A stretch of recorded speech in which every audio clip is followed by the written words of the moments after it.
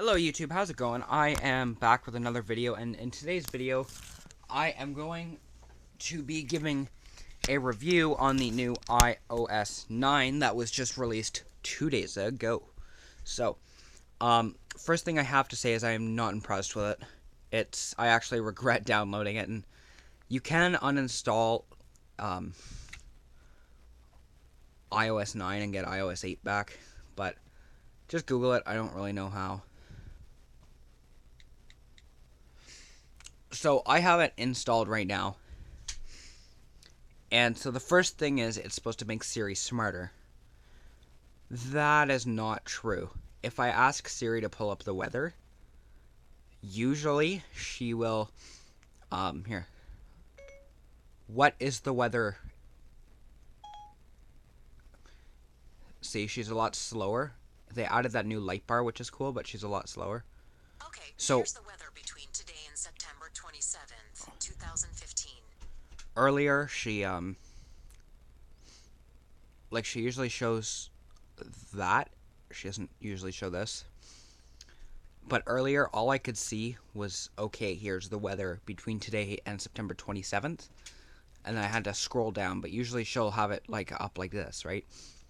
Um, but I do like that light bar. See right there, guys? It's a little light bar. I think it's cool. Um, what? And they deleted the circle around the little Siri button there. Which I kind of like it. There's this new app installed that they actually installed for me. It's called Wallet.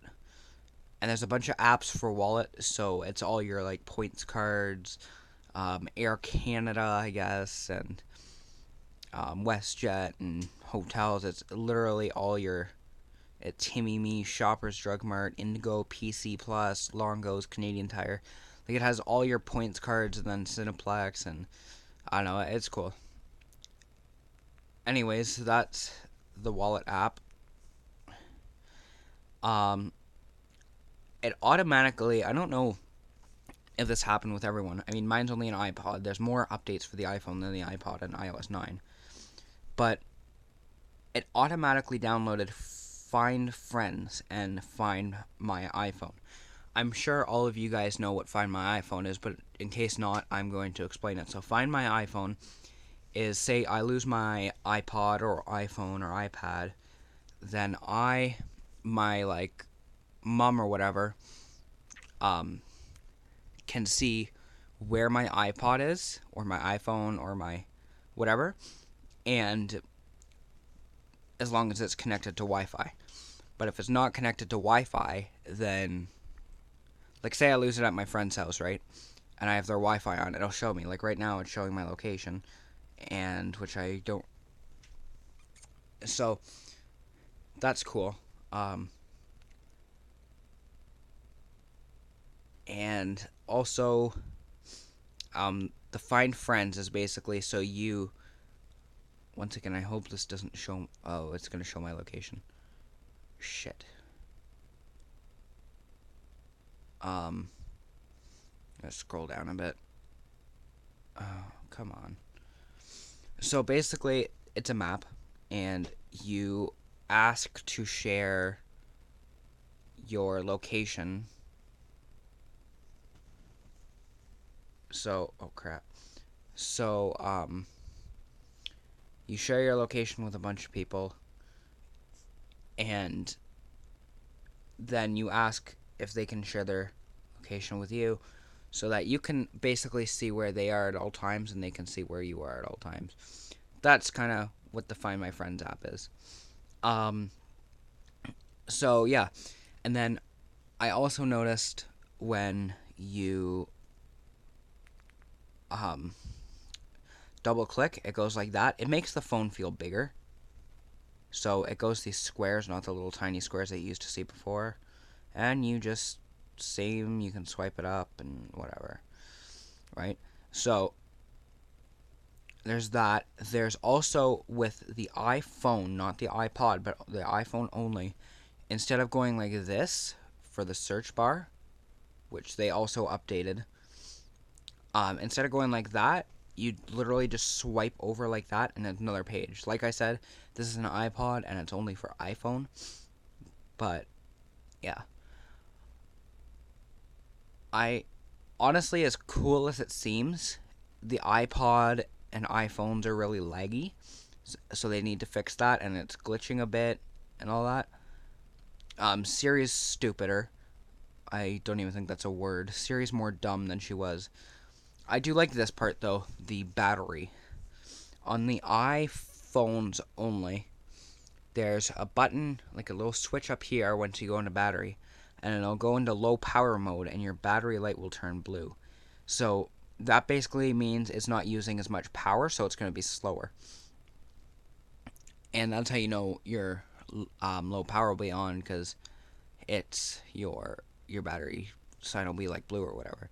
And they also added a percentage, so you can see like I've been on Safari 29% of my battery life, like 29% of the time, and YouTube 7%, and yeah. So there's that.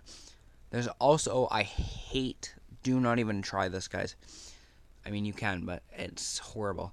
You go into general in your settings, and then you go to accessibility. You go to invert colors. Yeah, how cool does that look? It actually looks pretty cool, but it turns everything a different color. Now, see, my picture's blue. If I want to go show someone a picture or watch a video, everything's going to be like stupid colors. Like, watch. Like, look. And that's actually a pretty cool picture, but I'm going to take a picture of that. Um, but what I'm saying is, if you want to show someone a specific picture, like, I don't know, like my veggie tray, for example. You can, like, all the cucumbers and everything are freaking blue and purple. Like, that doesn't look like a good veggie tray. But when you switch it off, when you put invert colors off, then you can look at my veggie tray and it looks amazing. So that, I don't like invert colors. I mean, it looks cool, but I don't know. And grayscale, I don't know if you guys saw the difference when I changed it, but if you guys see that word general up there, watch when I change it. It'll go gray. Then when I look back, it'll go to blue. So basically, I guess all your words are gray. Oh, everything's gray instead of invert colors. But it's the same thing when you go to show someone a picture, it'll look like crap. So, yeah. Um, you can also change your button shapes. So, like, see that shape right there? Changed. You can also change it to bold text, and it'll restart it. So I don't want to do that. Reduce motion. It reduces the user interface, which I'm not sure what that is. But you know, there is some stuff that are pretty cool. Call audio routing. Oh, I guess that. Okay. Anyways, there is some stuff that's pretty cool, but at the same time, um, it's just, I don't know. I'm just not keen on the most of it. There is some stuff that are pretty cool, like that invert colors is really cool until you actually get to work, and then it looks really stupid. Like, if I go like invert colors right now, right, that looks freaking amazing. But then when you go to do your work or show someone a picture, it looks horrible. So I wouldn't recommend downloading iOS 9. Like, I'm probably gonna delete it right after this video and get iOS 8 back. But you never know. Maybe iOS 9.1 or whenever will have bug fixes and all that. But I really don't recommend getting iOS 9 right now. And it also takes up a lot of space. It takes up 822 megabytes. So that's a lot of space for a little update that you're like, that's almost a gigabyte, because 1,000 megabytes is a gigabyte. So when you're really thinking of that, if that's almost a gigabyte, then that's like 2 games that you could be, or like 1,000 pictures almost that you could be putting on your iPod for just a stupid update that sucks. So, anyways, guys, thank you for watching, and tell me what you guys think if you download the iOS 9 and what you think of it. Um, but anyways, until next time, I will see you guys in my next video.